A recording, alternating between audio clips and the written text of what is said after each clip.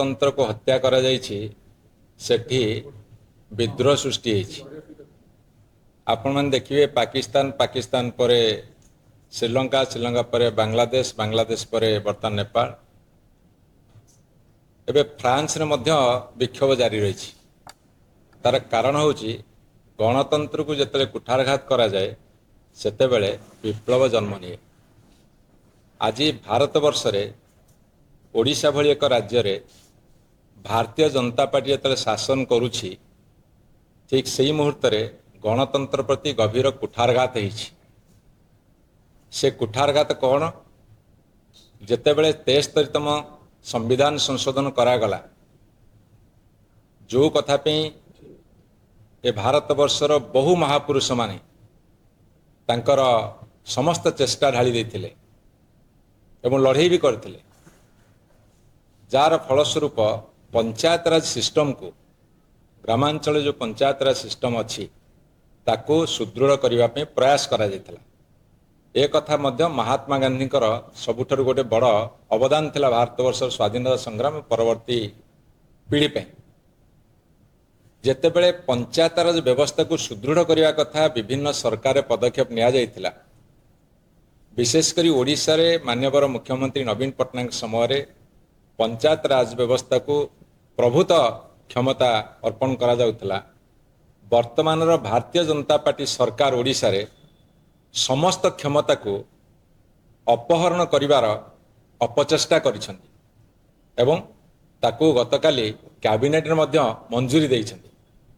से कथा गुड़ा सब कौन आपण माने देखिथिबे जे जेतेबेले आम ओडिशा नवीन ओडिशा कार्यकारी होउतला सेतेबेले तलस्तर ग्राम सभारू पंचायत समिति जिला परिषद त्रिस्तरीय पंचायत राज व्यवस्था भितर ताकू अनुमोदन करा जाउतला एवं ताकू सरकार ग्रहण करुतले।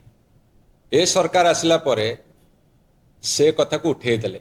ये कौन कले विकसित गाँ विकसित ओडिशा, किंतु सेथिरे विशेष भाव में पंचायत राज व्यवस्था रे निर्वाचित प्रतिनिधि मानकर भूमिका रहिला नाही।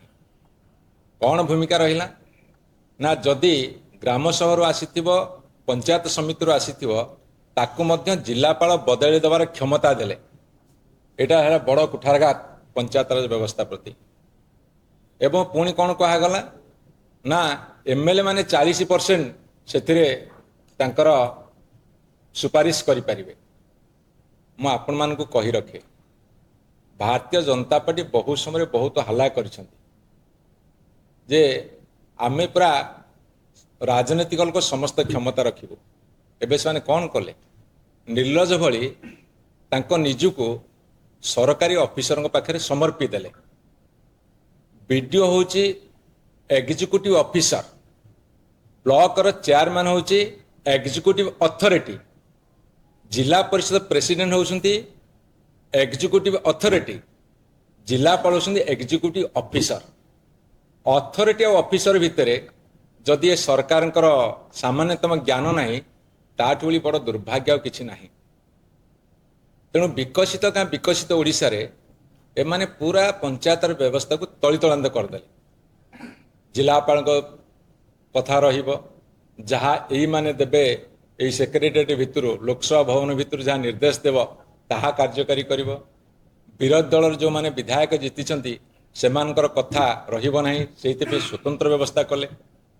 चेयरमैन मानकर समिति सभ्य मानकर सरपंच मानकर जिला परिषद मेंबर मानकर कहार किछि कथा रहिबो नाही तापी दृढ़ पदक्षेप नेले। एवं शेष एतिकिरे तांको मन पुरिला नाही। से माने कौन कले से माने गतकाली पास कले जे जो बिल पास हबो जेहेतु छोट मोट काम सब ब्लॉक स्तर रे हुए पंचायत स्तर रे हुए से छोटिया मोटिया काम 2 लाख रु तळुक हेले सेटा ऑफिसर लेवल रे हे जाउतला।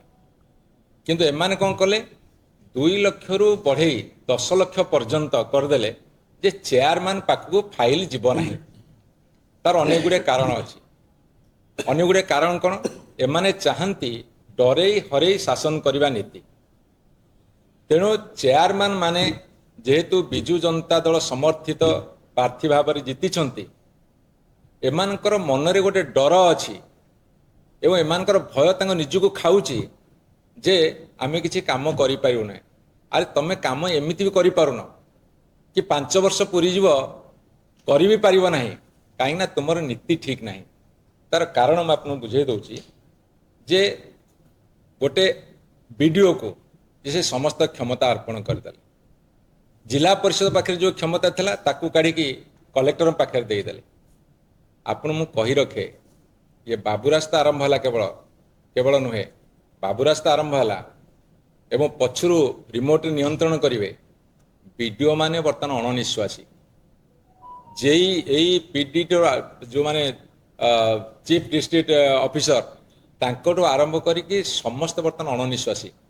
ଏବଂ ଆପଣଙ୍କ ଗଣମାଧ୍ୟମରେ ପ୍ରକାଶ ପାଇଛି ଏମାନଙ୍କର ଏତେ ଚାପ ପଡ଼ୁଛି, ତାଙ୍କର ଛୋଟ କର୍ମୀ ଠାରୁ ଆରମ୍ଭ କରିକି ତାଙ୍କର ନେତାଙ୍କ ପର୍ଯ୍ୟନ୍ତ, ଏପରିକି ଏଠୁ ସେକ୍ରେଟାରୀ ଭିତରୁ ମୁଖ୍ୟମନ୍ତ୍ରୀଙ୍କ ଅଫିସରୁ ମନ୍ତ୍ରୀଙ୍କ ଅଫିସରୁ ସିଧାସଳଖ ଯେଇ ଏଇ ବିଡିଓଙ୍କ ମଧ୍ୟରେ ଥ୍ରେଟେନ୍ ଦିଆଯାଉଛି। ବିଡିଓ ଜଣେ ଅଣନିଶ୍ୱାସୀ ହେଇକି ବେହୋସ ହେଇଗଲେ ଏବଂ ବିଡିଓ ଚାକିରି କରିବା ଗୋଟେ ଅଭିଶାପ ହେଇଗଲା। ବର୍ତ୍ତମାନ ତ୍ରାହି ତ୍ରାହି ଡାକ ଦେଉଛନ୍ତି। ତାପରେ ତାଙ୍କ ହାତରେ ସମସ୍ତେ କ୍ଷମତା ଅର୍ପଣ କରି ବର୍ତ୍ତମାନ ତାଙ୍କ ଦ୍ୱାରା ସବୁ ଅନୈତିକ କାମ କରିବାର ଯେଉଁ ପର୍ଯ୍ୟାପ୍ତ ପରିମାଣରେ ବ୍ୟବସ୍ଥା କରିଛନ୍ତି, ସେ ବ୍ୟବସ୍ଥା କେବଳ ନିଜର ରାଜନୈତିକ ବା ନିଜର ଅର୍ଥନୈତିକ ଲାଳସାକୁ ପୂରଣ କରିବା ପାଇଁ ଇଏ ହେଉଛି ଏକ ସୁଚିନ୍ତିତ ଯୋଜନା। ତାହେଲେ ଗଣତନ୍ତ୍ର ରହିଲା କେଉଁଠି? ଏଇମାନେ ପ୍ରାୟ କହୁଛନ୍ତି ଆମେ ଗଣତନ୍ତ୍ରକୁ ସୁଦୃଢ଼ କରୁଛୁ, ଭାରତବର୍ଷ ସର୍ବବୃହତ ଗଣତାନ୍ତ୍ରିକ ରାଷ୍ଟ୍ର, ଭାରତବର୍ଷ କୁଆଡ଼େ ବିଶ୍ୱଗୁରୁ ହେବ, ଗଣତନ୍ତ୍ରକୁ ହତ୍ୟା କରି ଯଦି ଭାରତବର୍ଷ ବିଶ୍ୱଗୁରୁ ହେଇପାରିବ ତାହେଲେ ଆମର ଆପତ୍ତି ନାହିଁ। ଗଣତନ୍ତ୍ରକୁ ଧ୍ୱଂସ କରିଦେଇ ନିଜକୁ ବିଶ୍ୱଗୁରୁ କରିବାର ଯେଉଁ ପ୍ରୟାସ, ସେ ପ୍ରୟାସକୁ ବର୍ତ୍ତମାନ ବିରୋଧ କରାଯାଉଛି। ଏବଂ ଯେଉଁ ନିୟମ ସେ କରିଦେଲେ ଗତକାଲି, ଆଜି ସମଗ୍ର ଓଡ଼ିଶାରେ ଗୋଟେ ବାର୍ତ୍ତା ଯାଇଛି ଯେ ଇଏ ହେଉଛନ୍ତି ତ୍ରିସ୍ତରୀୟ ପଞ୍ଚାୟତରାଜ ବ୍ୟବସ୍ଥାର ବିରୋଧୀ। ଏମାନେ ଚାହୁଁନାହାନ୍ତି ତଳ ସ୍ତରରେ ନିର୍ବାଚିତ ହୋଇଥିବା ଜନପ୍ରତିନିଧିମାନଙ୍କୁ କ୍ଷମତା ଅର୍ପଣ କରିବା ପାଇଁ, ଅଧିକା କ୍ଷମତା ସମ୍ପନ୍ନ କରିବା ପାଇଁ, ବରଂ ଇଏ ତାଙ୍କର ବିରୋଧୀ ଏବଂ ତାଙ୍କର କାର୍ଯ୍ୟାନ୍ୱୟକୁ ସଂକୁଚିତ କରିଛନ୍ତି ଏବଂ ସଂକୁଚିତ କରିବାକୁ ଗୋଟେ ବିଧିବଦ୍ଧ ନିଷ୍ପତ୍ତି ନେଇଛନ୍ତି। ଏବଂ ସବୁଠୁ ବଡ଼ କଥା ହେଉଛି ଯେ ଏମାନେ ଯଦି ଭାବୁଛନ୍ତି ସରକାରୀ ବାବୁମାନଙ୍କୁ ରାଜନୈତିକ ଅସ୍ତ୍ର କରି ତାଙ୍କର ବିଜେପି ବା ଭାରତୀୟ ଜନତା ପାର୍ଟି ତାଙ୍କର ନିଜର କର୍ମୀ ବୋଲି ବିଚାର କରିବେ, ତାହେଲେ ଜଣେ ଗୋଟେ ମାନେ ରେସ୍ପନ୍ସିବଲ୍ ଦାୟିତ୍ୱ ସମ୍ପନ୍ନ ଦଳ ଭାବରେ ବିଜୁ ଜନତା ଦଳ ଏହାକୁ ଆନ୍ଦୋଳନାତ୍ମକ ରୂପ ଦେବ ଏବଂ ଏଇଥିରେ ଜନସାଧାରଣଙ୍କ ମଧ୍ୟ ଅକୁଣ୍ଠିତ ସମର୍ଥନ ରହିବ। କାହିଁକି ନା ସବୁ କଥା ଗୋଟେ ପଟେ ଯଦି ମୋର ସ୍ୱାଧୀନତା ଆଉ ଗଣତନ୍ତ୍ର ବିପନ୍ନ ହେବ, ତାହେଲେ ଆନ୍ଦୋଳନ ଜରୁରୀ। ସେଇ ଆନ୍ଦୋଳନର ଆହ୍ୱାନ ସମଗ୍ର 314 ବ୍ଲକରେ, 30 ଜିଲ୍ଲା ପରିଷଦରେ ଏବଂ 7000 ପାଖାପାଖି ପଞ୍ଚାୟତରେ ନିନାଦିତ ହେବ। ଆଜି এই ପ୍ରେସ୍ କନଫରେନ୍ସ ମାଧ୍ୟମରେ ଆମେ ସରକାରକୁ ଚେତାବନୀ ଦେଉଛୁ, ଯଦି ସେମାନେ ଏଇ ଯେଉଁ ଆଦେଶ କରିଛନ୍ତି ତାକୁ ପ୍ରତ୍ୟାହାର ନ କରିବେ ତାହେଲେ ଭୟଙ୍କର ଆନ୍ଦୋଳନ ମୁଣ୍ଡ ଟେକି ଛିଡ଼ା ହେବ।